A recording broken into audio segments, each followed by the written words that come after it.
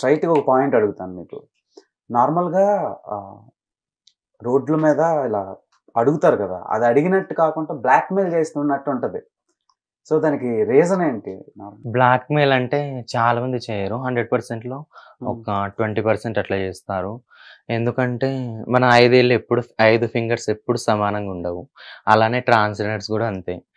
మేమే కాకుండా మాలాగా వేషాలేసుకొని చాలామంది వాళ్ళని బైరూపియాస్ అంటారు. బైరూపోళ్ళు. వాళ్ళలా బ్లాక్‌మెయిల్ చేస్తారు. అలాగా వాళ్ళు చేసిన దానికి మా మీద అట్లా వచ్చిందది. ఆ! మేమైతే మాక్సిమం చెయ్యము. చేస్తే ఒక 10%, 20% చేస్తాం. అదే ఆ 10% అయినా ఎందుకు చేస్తారు? ఎందుకంటే అది మనీ కోసం. మరి అంటే వేరే పనులుంటాయి గదా! చాలా. అలా అడగడం కూడా కరెక్ట్ కదా! అంటే అందరి దగ్గర డబ్బులుండవు గదా! రోడ్డు మీద వెళ్తున్నోళ్ళకి, తర్వాత ట్రైన్‌లలో, బస్‌లలో సో, అందరి ఫైనాన్షియల్ స్టేటస్ ఒకలా ఉండదు. సో, దానికి రీజన్స్ ఆ 10% కూడా ఎందుకు చేస్తున్నారు అని అడిగితే మీరేం సమాధానం చెప్తారు? నేనేం చెప్తాను, హ్మ్. ఇప్పుడు చెప్పాను గదండీ! అందరూ ఒకలాగుండరు. అలా. ఇప్పుడు నేను మంచిగా అడుగుంటాను. ఇప్పుడు నీ దగ్గరకొచ్చి ఒక రూ. 10 ఇవ్వు. నీ దగ్గరొచ్చి ఒక రూ. 10 ఇవ్వు. అది సాయంత్రం దాకా ఒక 600, 700 అయితది. అట్లా. కొంతమంది ఎలా అంటే నాకిప్పుడు మనీ కోసమే ఉంటాము. మనీ కోసమే అలా వాళ్ళసలు మా వాళ్ళే కాదు. అట్లా. వాళ్ళు అడుక్కుంటారనమాట. అట్లా బ్లాక్‌మెయిల్ చేసి అలా. చారు రాథోడ్. మీరు ఎప్పటి వరకు చదువుకున్నారు?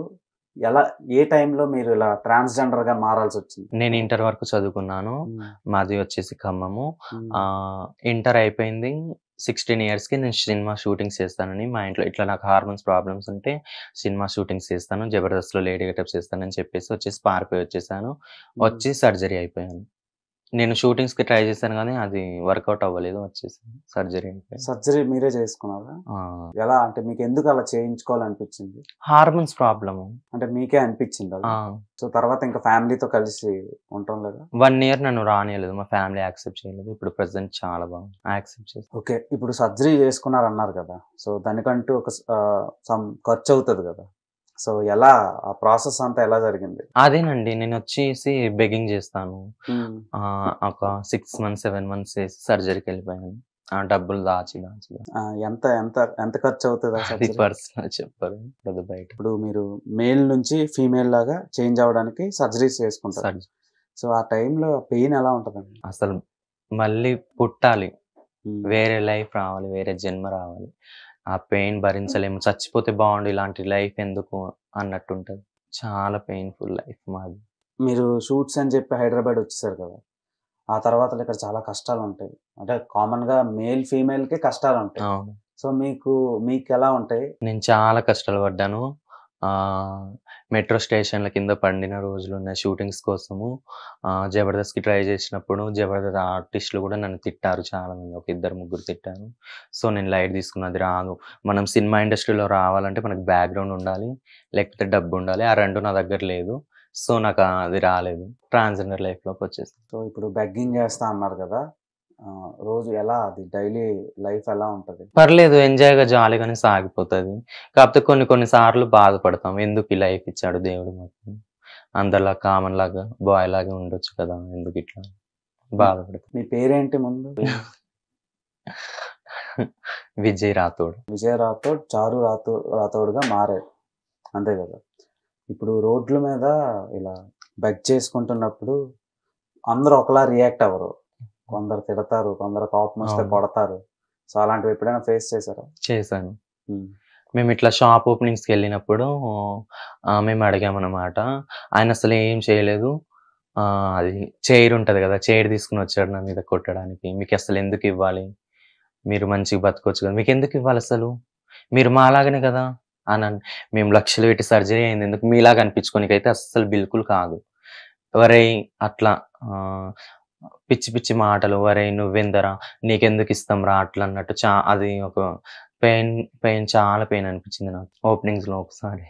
అంతే తర్వాత ఎప్పుడు అంటే నాకో డౌటొచ్చింది. నార్మల్‌గా వాళ్ళన్నది గూడా అటువైపు నుంచి కొంతవరకు కరెక్టే గదా! సో, మీకు అనిపించలేదా మేము చేస్తుంది తప్పు కాదు అని? తప్పెందుకు? అది దేవుడిచ్చిన లైఫ్ కదా! తప్పేముందల్లా? దేవుడు పుట్టిస్తే బాయ్‌లాగా పుట్టియాలి. లేకపోతే లేడీలాగా పుట్టియాలి. కానీ మాకట్లా పుట్టియలేదు. సగం సగం హాఫ్ హాఫ్ అట్లా పుట్టించాడు కాబట్టి శివపార్వతులు ఉంటారు మా దాంట్లో. సో అలా అయిపోయాము. కొంతమంది ట్రాన్స్జెండర్స్ ప్రాస్టిట్యూషన్ కూడా చేస్తూ ఉంటారు, అంటే వ్యభిచారం. అవును. ఓకే, సో మీకు తెలిసే ఉంటుంది, దాని మీద మీ ఒపీనియన్ ఏంటి? అది మా బతుకు తెరువు కదండి. ఉమ్, అది మా బతుకుతో నేను ఒక టైంలో చేశాను. నేను సెక్స్ వర్క్ చేశాను, బెగ్గింగ్ చేశాను, నేను అన్ని చేశాను. అది ఇప్పుడు కొంతమంది మాకు ఉన్నదే రెండు, ఒకటి బెగ్గింగ్, ఒకటి సెక్స్ వర్క్, అంతే. మాకు వేరే సోర్స్ అనేది ఏం లేదు, వేరే పనులు రావు, వేరే జాబ్లు రావు. అది ఇక మేము వాటి కోసం పోరాడి కూడా వేస్ట్ అనిపిస్తుంది ఒక్కొక్కసారి. అది మా లైఫ్ కాబట్టి చేస్తాం. నార్మల్గా మ్యాక్సిమం పీపుల్ అమ్మాయిలతో ఎలా ఇది బిజినెస్ చేస్తారు. సో మీకంటూ సపరేట్గా మార్కెట్లో ఒక వర్గానికి సంబంధించిన బిజినెస్ ఉంది అని విన్నాను. దాని మీద మీ ఒపీనియన్? అది కరెక్టే ఉంది. సో మీకు ఎలాంటి క్లయింట్స్ మీ వరకు వస్తారు? తాగొచ్చే వాళ్ళు వస్తారు, మంచోళ్ళు వస్తారు, సాఫ్ట్వేర్స్ వస్తారు, జాబర్స్ వస్తారు మా దగ్గరకు. అన్ని వాళ్ళు వస్తారు. ఇప్పుడు ఒకటి తాగున్నోడు రావచ్చు, సాఫ్ట్వేర్ రావచ్చు, జాబర్ రావచ్చు, రాజకీయ నాయకుడు రావచ్చు, ఆర్టిస్ట్ రావచ్చు, చాలా మంది వస్తారు. అంటే ఎందుకు, ఏం చేసి వస్తారు అసలు, ఎందుకు ఆ వ్యామోహం అని? అంటే నార్మల్గా ఒక అమ్మాయి దగ్గరికి వెళ్ళారంటే ఒక రీజన్ ఉంటుంది. సో వాడుకుండే లస్ట్, వాడుకుండే ఫీలింగ్స్, వాడుకుండే మేము కూడా అమ్మాయిలకి ఏం తక్కువ లేము కదండి.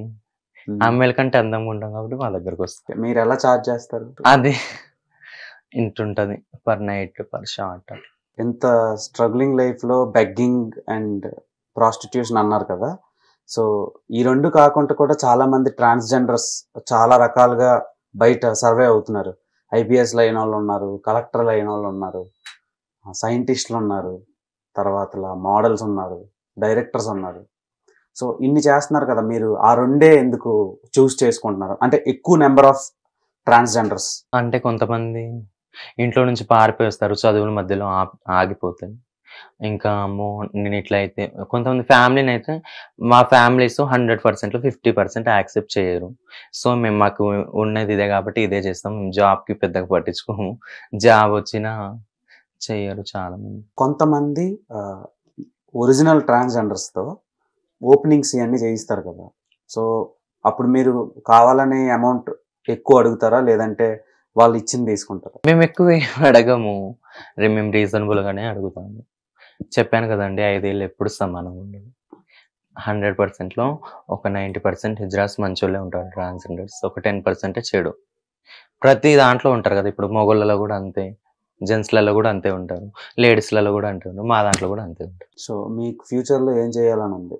అంటే ఒక్కొక్కరికి నాకు ఫ్యూచర్లో ఆర్టిస్ట్ అవ్వాలని ఉంది. సో ఇంకేం చేస్తుంటారు మీరు నార్మల్గా? అంతే, ఇప్పుడైతే ప్రజెంట్ షూటింగ్స్కి ట్రై చేస్తున్నాను, బెగ్గింగ్కి వెళ్తున్నాను. పోలీసులతో మీకు ఒక రకమైన అనుబంధం ఉంటుంది. అనుబంధం ఏంటంటే కొంతమంది బాగుంటారు, కొంతమంది ర్యాష్గానే ఉంటారు పోలీసులు. వాళ్ళు కూడా మమ్మల్ని అరే ఎవరే అలానే పిలుస్తారు. కొంతమంది, చాలా మంది బాగానే ఉంటారు, కొంతమంది. Hit TV presents like, share, comment. TV వాళ్ళకు కూడా నేను ఒక సర్ప్రైజ్ ఇద్దాం అనుకుంటున్నాను. మీరు మాత్రమే జెస్సీ ఎందుకు అయ్యారు? ఇలాంటి అమ్మాయిలకి పిలవడానికి బాగుంటుంది. చందు సాయికి like you and have a, జనాలకి ఒక పేరు నచ్చిందంటే దీనికి ఒక ప్రాసెస్ ఉంటుంది. ఎందుకు బాక్స్ డైరెక్ట్కి వెళ్ళిపోదాం. ఏదైనా ఒకటి మర్చిపోయినావా నువ్వు? ఏం మర్చిపోయావు? ఏదో ఆ టైంకి మన సుడి బాగుంటే ఎవరన్నా చూపిస్తే రాయగలం కానీ డోర్ టు డోర్ సేల్స్ చేసేవాళ్ళు. శారీ వస్తుంది, శారీలో వెనకాల కట్టుకుని